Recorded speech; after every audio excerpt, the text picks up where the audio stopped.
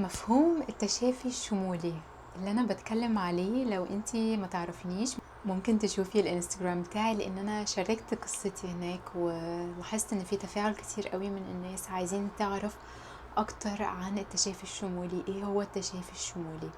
يعني ايه انا اقدر اعالج نفسي بنفسي؟ يعني ايه ممكن يكون عندي مرض او وجع في جسمي والدكاترة مش لاقيين له علاج او مش عارفين عنه اي حاجة؟ دي الحاجة اللي انا هتكلم معاكي في الفيديو ده. ولو انت جديدة هنا، هاي، انا اسمي مريم، وانا هدفي في الحياة وفي القناة دي ان انا اوصل كل ست ان هي توصل لاحسن نسخة من نفسها وتشوف نفسها في كامل طاقتها وفي كامل عافيتها، وتوصل للنتائج ان هي تتمنى ان هي توصل لها وتزود ثقتها في نفسها في الحياة. فلو دي حاجة تهمك اعملي سبسكرايب وتابعيني علشان اكيد هتستفيدي كتير من الفيديوهات الجاية. طيب ايه هو التشافي الشمولي؟ قبل ما ندخل في ايه هو التشافي الشمولي، عايزة بس احط لاينز كده معينة او نقط كده معينة عشان نفهم اكتر. احنا كبني ادمين موجودين في الحياة، احنا متكونين من 3 حاجات رئيسية. يعني حطي كده مثلث، كل ضلع مكتوب فيه حاجة. احنا متكونين من عقلنا، من جسمنا، من روحنا. اوكي. الحاجات ال3 دول مرتبطين ببعض. لو حاجة منهم ات unbalanced او مش متوازنة هتأثر على كل الحاجات التانية. والمشكلة ان انا بلاحظ، وانا كنت كده، كنت بشتغل على حاجة واحدة وبنسى الحاجات التانية، ومهما اشتغلت في الحاجة دي حياتي برضو ما كانتش بتتظبط، ما كنتش بوصل للنتائج اللي انا عايزاها، ما كنتش بحس ان انا احسن نسخة من نفسي، ستيل في حاجة ناقصة. لما فهمت التشين دي او الرابطة دي، وبدأت ان انا اوازن ال3 حاجات دول مع بعض، حياتي كلها اتغيرت، كل حاجة اتغيرت. زي ان انا قصتي مع وجع في دراعي الشمال وتنميل قعد معايا مدة 2 سنين. رحت لدكاترة وعملت اشعاعات وعملت تحاليل وعملت كل حاجة، ولكن كانوا بيقولوا لي انتي ما عندكيش حاجة، انتي كويسة.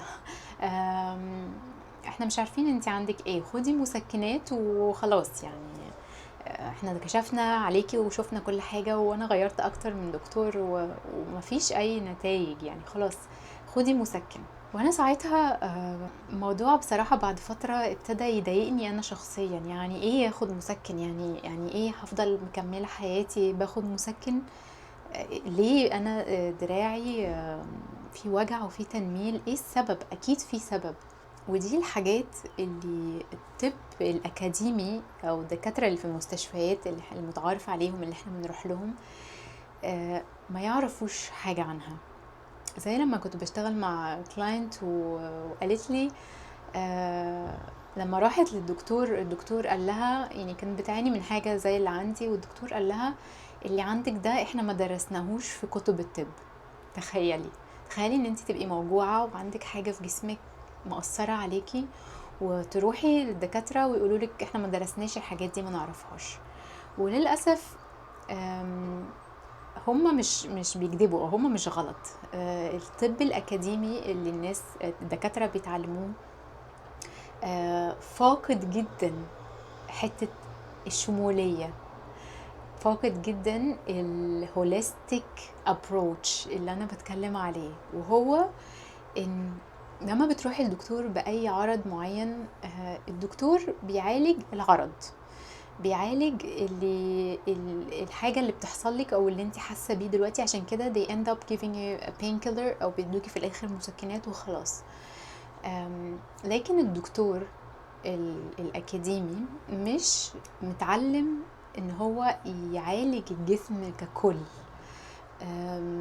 ما درسوش ان الجسم مش بس الحتة دي. يعني انا مثلا دراعي اللي بيوجعني، انا مش رايحة علشان بس دراعي اللي بيوجعني، دراعي بيوجعني لان هو وصل للوجع ده بسبب حاجات تانية، حاجات تانية ملهاش علاقة بالعضو نفسه، ولكن أثرت على العضو نفسه.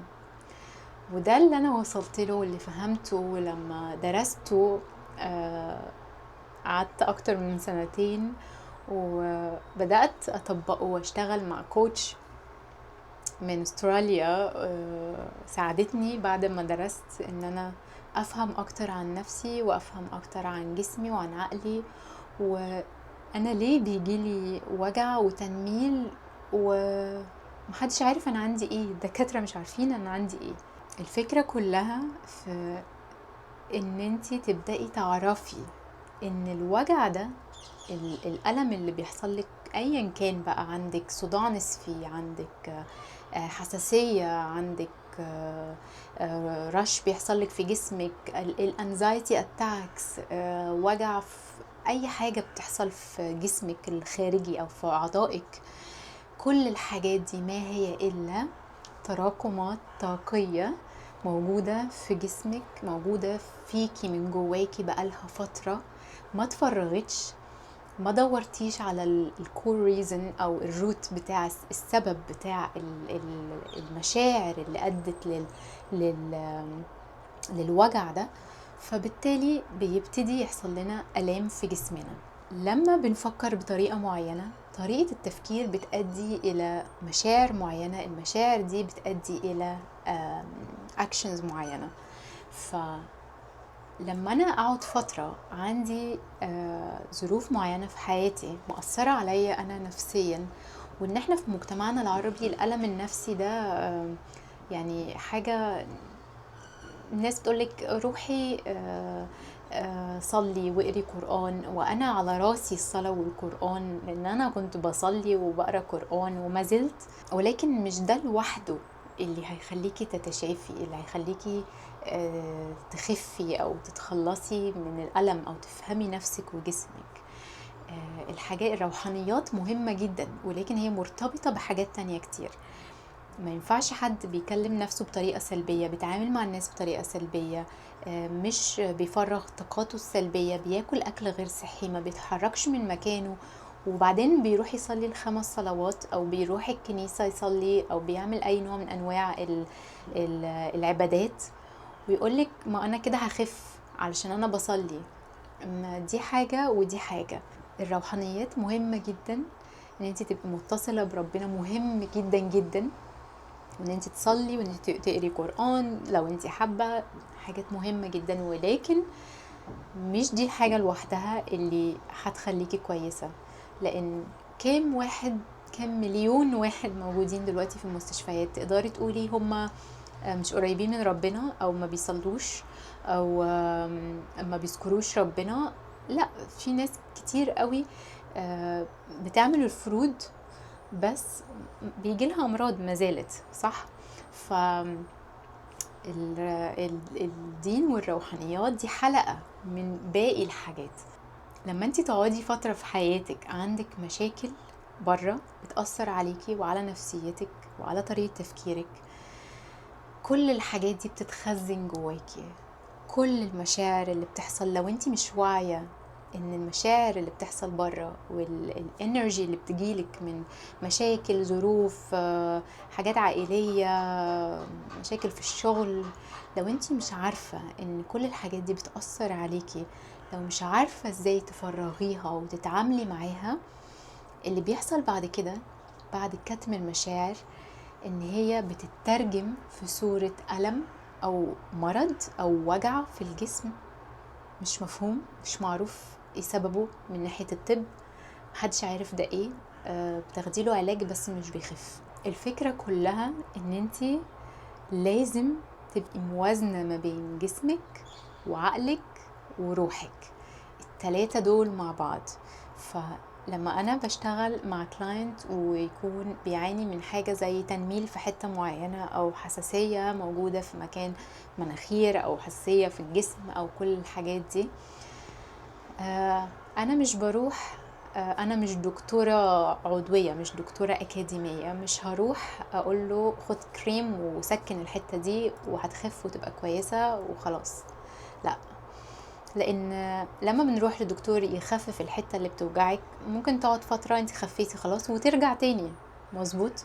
ليه بترجع تاني؟ لان السبب الرئيسي لسه زي ما هو، السبب الرئيسي لسه ما تحلش، او الحاجة اللي ادت للوجع ده لسه بتحصل تاني ولسه بتأثر عليكي ولسه انتي مش عارفة تتعاملي معاها، فبتطلع في وجع جديد في مكان جديد او في مرض مختلف وهكذا.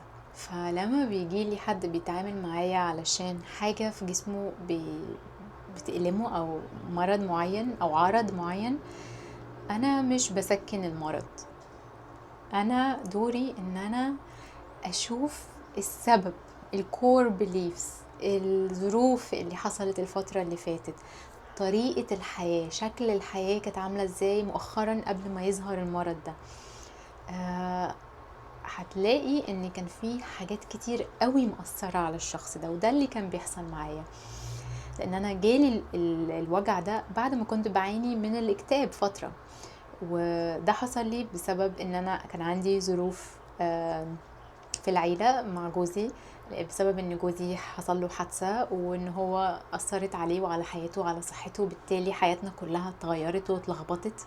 فبعد ما قعدت انا فترة عمالة يجيلي مشاعر سلبية، افكار سلبية، حياتي متلخبطة، مش عارفة اعمل ايه، عمالة اخزن كل السلبية دي جوه جسمي.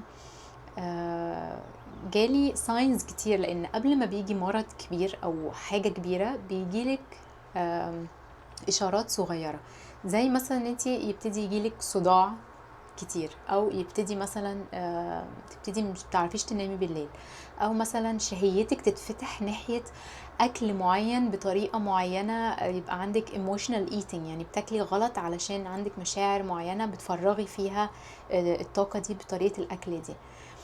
فبيبتدي يجيلك اشارات صغيرة زي كده، او يطلعلك مثلا رش في جسمك في حتة معينة، او تلاحظي مثلا ان بدأتي تدوخي، او مثلا بيجيلك حاجات زي بلاك اوت، يعني بيغمى عليكي مثلا، او ايدك بتترعش. كل دي اشارات، حاجات صغيرة بتحصل علشان تنبهنا ان في حاجة يا جماعة بتحصل جوانا، في حاجة يا بنتي بتحصل جواكي. خدي بالك، ده جسمك بيتكلم معاكي، جسمك بيقولك حاجات كتير قوي جوه مفروض تتظبط، شكل حياتك كله عايز يتظبط علشان الحاجة دي تتخلصي منها. فلما جسمنا بيدينا اشارات دي في وجع او في ألم او في مرض او في عيا،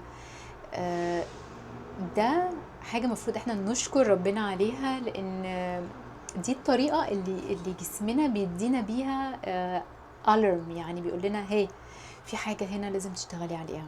فلو ما بدأناش ان احنا ناخد بالنا من الاشارات الصغيرة دي، بتبتدي تترجم بقى في حاجات تانية، بتبتدي تترجم في امراض كبيرة.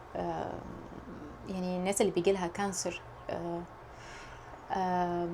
بتبقى عادة بسبب تراكمات سنين من مشاكل، من ظروف، من مشاعر سلبية، من أحكام تحطيها على نفسك، من خيبات أمل، من زعل، من قلق. تراكمات كتير قوي بتبدأ تحصل جواكي لدرجة إن جسمك بيبتدي إن هو ياكل نفسه، جسمك بيبتدي ان هو يموت، لان انتي بقالك فترة سنين عايشة زي الميتة، يعني بتتظاهري ان انتي كويسة، بتتعاملي، بتخرجي. بالمناسبة الناس اللي عندها اكتئاب مش زي ما احنا فاهمين بيبقوا قاعدين قافلين على نفسهم، لا، الناس اللي عندها اكتئاب ممكن يبقوا حواليكي في الشغل، بيروحوا الشغل، بيضحكوا، بيخرجوا، بيروحوا اعياد ميلاد، بيروحوا افراح، بيطلعوا على السوشيال ميديا، بيحطوا بوستس وبيحطوا ريلز. الناس اللي عندها اكتئاب كتير قوي منهم بيتعاملوا مع الحياة عادي كأن هما ما فهمش حاجة، ومحدش بيلاحظ، وساعات هما نفسهم مش بيبقوا ملاحظين. فتخيلين انتي قاعدة سنين من حياتك بتتعاملي مع نفسك بالطريقة دي، عمالة تخزني كل حاجة بتحصل بره جواكي. لما يبتدي يجيلك اشارات، حاجات صغيرة انتي مش عارفة ايه سببها، لا، هنا لازم نقف ونقول في طريقة تانية، لازم ناخد اكشنز، لازم نلاقي الحلول. اوكي، لازم نقف وقفة مع نفسنا، ونرجع ندخل تاني جوه نفسنا، نرجع ندخل جوه عقلنا، ندخل جوه جسمنا، ندخل جوه روحنا، نشوف العادات اللي احنا كنا بنعملها. وده اللي انا بشتغل عليه مع الكلاينتس بتوعي. احنا مش بس بشوف اللي حصل الفترة اللي فاتت، لا انا برجع لوقت الطفولة كمان، لان حاجات كتير بتتكون من واحنا اطفال، ظروف معينة بنمر بيها من واحنا صغيرين، و we didn't process these emotions سنين لحد ما كبرتي واتجوزتي وخلفتي او whatever. فلا انا برجع لوقت ما كنت طفله، ايه الظروف اللي عديتي بيها، ايه الحاجات اللي حصلت معاكي، مين الناس اللي كانت بتضايقك، ايه المواقف اللي اثرت عليكي نفسيا. كل الحاجات دي احنا بنرجع لها وبنشتغل عليها عشان نعرف الكور بليف او السبب الرئيسي لتكون المرض النفسي ده، او القلق او الانزايتي او الصداع النصفي او الحساسية او كل الحاجات دي.